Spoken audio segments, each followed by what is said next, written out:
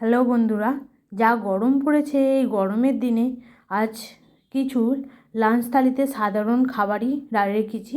সাধারণ খাবারই করা হয়েছে কারণ গরম যা পড়েছে এতে শরীর খুব খারাপ হয়ে যায়। হালকা না খাবার খেলে শরীর খারাপও হয়ে যাচ্ছে।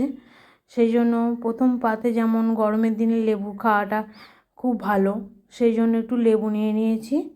তার সাথে আলু উচ্ছে ভাজা করেছি।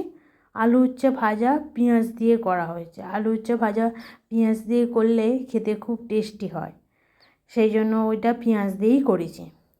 আর তার সাথে করেছি ওই আমাদের পুকুরে আজকে মাছ ধরা হয়েছিল, সেই মাছ থেকেই চুনো মাছ ভাজা করেছি। আর করেছি থোড়ের ডালনা, ঘি দিয়ে যেমন নিরামিষ থোড়ের ডালনা হয়, থোড়ের ডালনা করা হয়েছে। আর কাতলা মাছ ভাজা একটা নিয়ে নিয়েছি, কাতলা মাছের মাথা। কাতলা মাছটাও আমাদেরই পুকুরে ধরা হয়েছিল। আর তার সাথে আছে পটল দিয়ে মাছ দিয়ে কাতলা মাছ আর রুই মাছের ঝোল। একটা ডাল করা হয়নি বলে আজ সেই জন্য কাতলা মাছের আর রুই মাছের ঝোল করেছি, সেটা দিয়ে ভাত খাওয়ার জন্য।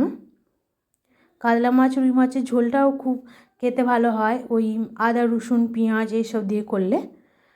আর সেই জন্য ওই কাতলা মাছের ঝোল করলাম। ডালটা আজ ভাতে রাখা হয়নি।